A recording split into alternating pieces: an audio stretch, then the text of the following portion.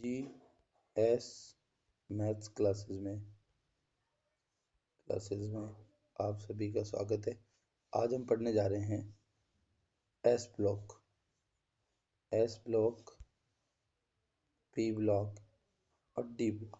इन तीन ब्लॉक के तत्वों के बारे में, इनकी विशेषताएं आज हम पढ़ने जा रहे हैं। एस ब्लॉक के तत्व पढ़ रहे हैं। एस ब्लॉक के तत्वों में क्या है? एस ब्लॉक के तत्वों में अपन सबसे पहले देखते हैं एस ब्लॉक में कितने वर्ग आते हैं। दो वर्ग, फर्स्ट और सेकंड आते हैं। फर्स्ट अपना जो होता है उसे हम बोलते हैं सारीय धातुएं। क्या बोलते हैं? सारीय धातुएं। ठीक है। और जो सेकंड वर्ग होता है उसे बोलते हैं सारीय मृदा धातुएं। क्या बोलते हैं? सारीय मृदा धातुएं।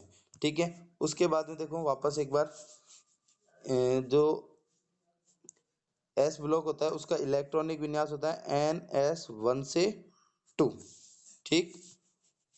उसके बाद ये इनमें ये किस ब्लॉक से संबंध होते हैं? क ब्लॉक से संबंध होते हैं। एस ब्लॉक के तत्वों को किस ब्लॉक के संबंध करते हैं? क से। ठीक है। उसके बाद में ये सब जो होते हैं तत्व, ये इनकी आयनन एंथैल्पी, जो आयनन एंथैल्पी है,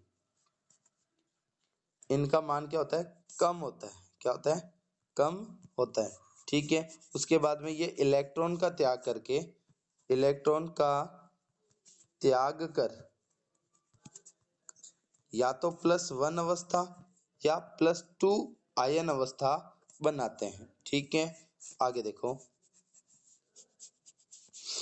ऊपर से नीचे की ओर जाने पर धातु के धात्विक लक्षण जो होता है, धात्विक लक्षण जो होता है उसके मान में वृद्धि होती है, तथा उनकी अभिक्रियाशीलता जो होती है उनके मान में क्या होती है? वृद्धि होती है। ठीक है। उसके बाद में अपन बात करते हैं इस एस ब्लॉक के तत्व में दो ऐसे तत्व हैं, लिथियम और बेरिलियम। ये दो ऐसे तत्व हैं जो आयन नहीं बनाते। क्या नहीं बनाते? आयन नहीं बनाते। बाकी सभी तत्व आयन बनाते हैं। ठीक है। तो ये क्वेश्चन अपवाद के अकॉर्डिंग पूछ सकता है कि एस ब्लॉक के कौन से तत्व आयन का निर्माण नहीं करते। ठीक है। तो अपन बोल सकते हैं लिथियम और बेरियम। ठीक है। उसके बाद देखो, इसमें दो वर्ग होते हैं, फर्स्ट है सेकंड है, ये बता ही दिया। इलेक्ट्रॉनिक विन्यास बता ही दिया। एस ब्लॉक के सभी तत्व क्या होते हैं? धातु होते हैं। क्या होते हैं? धातु होते हैं। और एस ब्लॉक का जो इलेक्ट्रॉनिक विन्यास लिखेंगे वो उत्कृष्ट गैस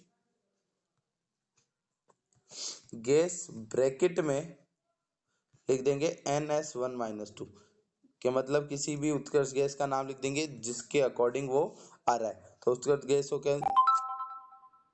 ठीक है। आगे देखो, फिर अपन पढ़ते हैं पी ब्लॉक। क्या पढ़ते हैं? हेडिंग है हमारी पी ब्लॉक। पी ब्लॉक के तत्व क्या होते हैं? देखो, पी ब्लॉक में वर्ग 18 से लेकर वर्ग 18 मतलब 13 से लेकर वर्ग 13 से 18 तक के जो वर्ग आते हैं, ठीक है, उन्हें अपन क्या बोलते हैं? पी ब्लॉक के तत्व। ठीक है। तो क्वेश्चन पूछ सकते हैं कि पी ब्लॉक के तत्व किस वर्ग से शुरू होकर किस वर्ग तक खत्म होते हैं, तो अपन ये बोल देंगे 13 से 18 के मध्य। ठीक है। आगे हम बात करेंगे पी ब्लॉक के तत्वों व एस ब्लॉक के तत्वों को संयुक्त रूप से निरूपक तत्व या मुख्य वर्ग तत्व कहते हैं। मतलब एस व पी ब्लॉक जो है, एस व पी ब्लॉक जो है, इनको संयुक्त रूप से निरूपक तत्व या मुख्य तत्व का दर्जा दिया गया है। ठीक है। आगे देखो, उसके इलेक्ट्रॉनिक विन्यास होता है वो NS1 से NP1 से लेकर, ठीक है, या NS2 NP1 से लेकर NP6 तक चलता है। कहाँ तक चलता है? NP6 तक चलता है या परिवर्तित होता रहता है। मतलब यानी इसके लास्ट जो पी कक्षक है उसमें 1 इलेक्ट्रॉन, 1 इलेक्ट्रॉन P2 हो सकता है, P3 हो सकता है, P4 हो सकता है, P5 हो सकता है या P6 हो सकता है। मतलब इन 6 के अलावा नहीं होगा। ठीक है। आगे देखो,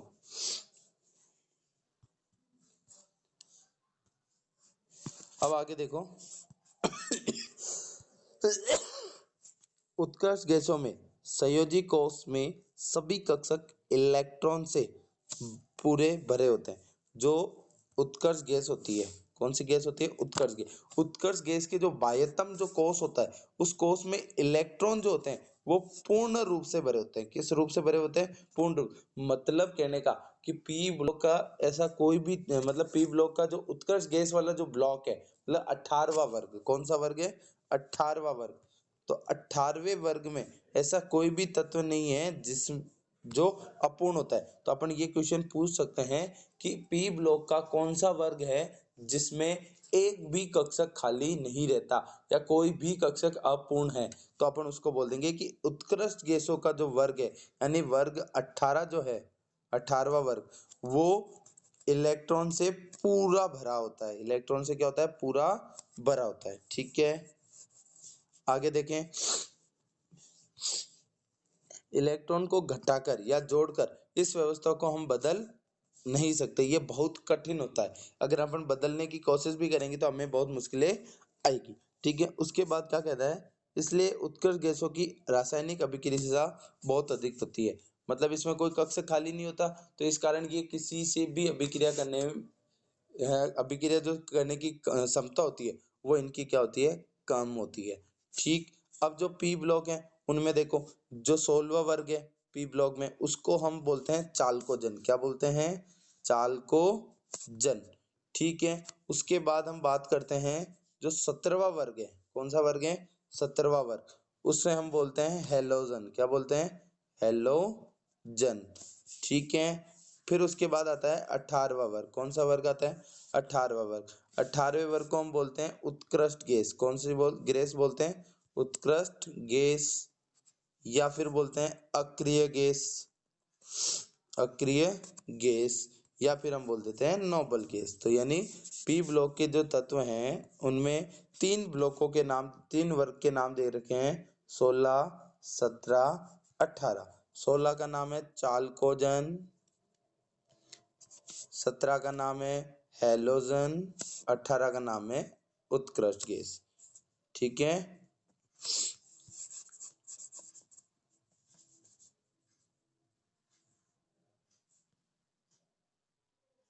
देखो आगे 16वां व 17वां वर्ग जो है उसकी जो उच्च ऋणात्मकता इलेक्ट्रॉन लब्धि एंथैल्पी होती है। यानी कहने का मतलब जो पी ब्लॉक है उसमें दो ब्लॉक है, 16वां और 17वां। इनकी जो इलेक्ट्रॉन लब्धि जो नेगेटिविटी है, मतलब ऋणात्मकता इलेक्ट्रॉन लब्धि जो है वो उच्च होती है। क्या होती है? उच्च होती है। ठीक है, उसके बाद देखते हैं आगे। ये तत्व आसानी से क्रमशः एक या दो इलेक्ट्रॉन ग्रहण कर सब स्थायी उत्कर्ष गैस इलेक्ट्रॉन विन्यास प्राप्त कर लेते हैं। कहने का मतलब है कि जो पी ब्लॉक के जो बाकी बचे हुए जो तत्व है वो एक या दो इलेक्ट्रॉन ग्रहण करते हैं, और ग्रहण करके जो उत्कृष्ट गैस है उसका जो इलेक्ट्रॉनिक विन्यास है वो धारण कर लेते हैं। तो कहने का मतलब जो है कि पी ब्लॉक के जो तत्व हैं उत्कृष्ट गैस के अलावा, उनमें क्या होता है कि वह एक या दो इलेक्ट्रॉन ग्रहण कर लेंगे, और ग्रहण करने के बाद वह किसकी सामान्य हो जाएंगे? इलेक्ट्रॉनिक विन्यास किसके समान हो जाएगा? उनका उत्कृष्ट गैसों के समान हो जाएगा। Okay, complete. आगे देखो, फिर अपन बात करते हैं बाई से दाई आवर्त जो होता है। पी ब्लॉक में आवर्त होते हैं जैसे ये इस तरह से। ये जो खड़ी वाली लाइन होती है ये तो वर्ग कहलाती है, और जो ये वाली लाइन होती है आडी, इसे आवर्त कहते हैं। क्या कहते हैं? आवर्त। तो जो आवर्त में बाएं से दाएं जाएंगे, क्या जाएंगे? बाएं से दाएं जाएंगे, तो धात्विक लक्षणों में वृद्धि होती है। क्या होती है? धात्विक लक्षणों में वृद्धि होती है। बोलो पी ब्लॉक कंप्लीट। अब अपना टॉपिक आता है डी ब्लॉक। ठीक है, तो डी ब्लॉक में क्या है देखो। डी ब्लॉक में क्या है? वे तत्व जिनका अंतिम इलेक्ट्रॉन किस में आता हो? डी कक्षक में आता हो। ठीक है, और इन्हें डी ब्लॉक तत्व कहते हैं। डी ब्लॉक में चार श्रेणियां होती है। कितनी श्रेणियां होती है? चार श्रेणी। मतलब वो इस तरह से 1 2 3 4, यानी 1 2 3 4। ये 4 श्रेणियों में क्या होता है? डिवाइड होता है। ठीक है, उसके बाद अगर अपन आगे देखते हैं, अब वो चार श्रेणियां कौन कौन सी होती है? एक तो होती है 3D, एक होती है 4D, एक होता है 5D, एक होता है 6D। ठीक है, 3D में 21 से 30 तक के तत्व आते हैं। 4D में आते हैं 39 से 48 तक, 48 तक। और फिर जो 5D है उसके अंदर आपके हाँ हाँ 5D के अंदर आपके आते हैं, एक तो आता है LH57, और उसके बाद डायरेक्ट जो 57 के बाद जो तत्व आता है वो आता है 72 HF। 72 से स्टार्ट होकर 80 तक आता है, और 80 जो आपका होता है वो HG होता है। ठीक है, तो कहने का मतलब ये 57 से 72 के बीच में जो गैप है उसे हम F ब्लॉक के तत्व कहते हैं। क्या बोलते हैं? F ब्लॉक के तंत्र। यानी जो F ब्लॉक के तत्व है वो D ब्लॉक के मध्य से उठाए गए हैं, इसलिए इस F ब्लॉक को अंतर संक्रमण तत्व, मतलब संक्रमण तत्व का आंतरिक भाग भी कहा जाता है। बोलो बात कंप्लीट। हाँ ठीक है, आगे देखो। फिर 6D में आता है AC 89, 89 से लेके 89 तो अलग होगा, फिर 89 के बीच में डायरेक्ट आएगा 104। जो ये गैप होगा वो दूसरी श्रेणी होगी F ब्लॉक की। ठीक है, तो 104 से 112 तक जो तत्व होंगे वो कहलाएंगे 6D श्रेणी में। ठीक है, आगे देखते हैं।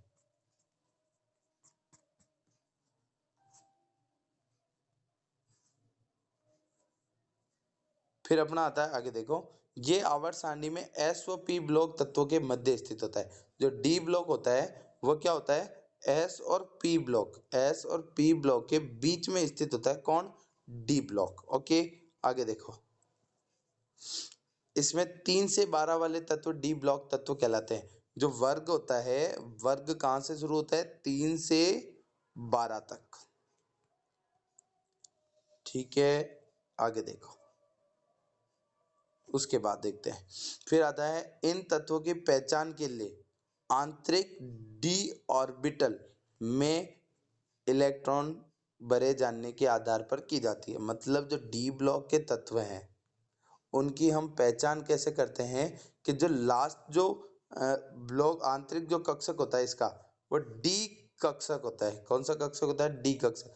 तो मतलब जो इसका कहने का मतलब ये है कि हम जो भी तत्व है उसका अगर अपन उसके बाह्यतम कोश में अगर इलेक्ट्रॉन भरते हैं, अगर किसी भी तत्व के बाह्यतम कोश में अगर इलेक्ट्रॉन भर रहे हैं और वो इलेक्ट्रॉन हम लास्ट ही लास्ट में किस में भर रहे हैं? डी कक्षक में, तो हम कह सकते हैं कि ये अगर डी कक्षक में इलेक्ट्रॉन भर रहे हैं तो वो कौन से ब्लॉक का तत्व होगा?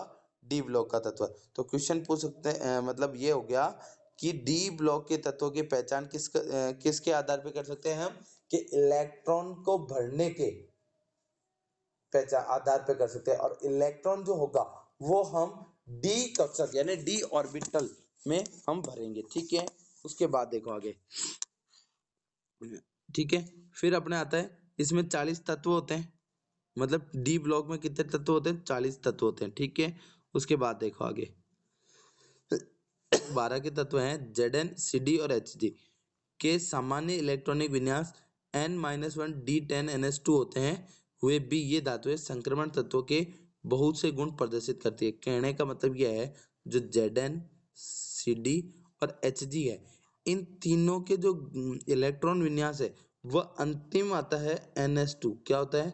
NH2 होता है। तो NH2 होने के बावजूद भी इनको संक्रमण तत्वों में रखा गया है। आगे बात करते हैं, ये तत्व उत्प्रेरक का कार्य करते हैं। ठीक है, उसके बाद ये तत्व संकुल यौगिक का निर्माण करते हैं, और जो संकुल यौगिक है वो हम क्लास 12th में पढ़ेंगे डी ब्लॉक के तत्व में अच्छी तरह से एक्सप्लेन करके। ठीक है, आगे देखें। ये तत्व परिवर्ती संयोजकता प्रदर्शन करते हैं। मतलब कहने का मतलब है, ये तत्व अनुचुंबकीय गुण प्रदर्शित करेगा और उसके बाद परिवर्ती संयोजकता प्रदर्शन करेंगे। मतलब हर तत्व के अलग अलग। ठीक है, इन तत्वों के आयन प्राय रंगीन होते हैं। उसके बाद ये सभी तत्व धातुएं होती है। उसके बाद जो डी ब्लॉक होता है वह एस ब्लॉक और पी ब्लॉक के मध्य एक सेतु का कार्य करता है। क्या करता है? एक सेतु का कार्य करता है। ठीक है, यदि आपको ये वीडियो अच्छा लगा हो तो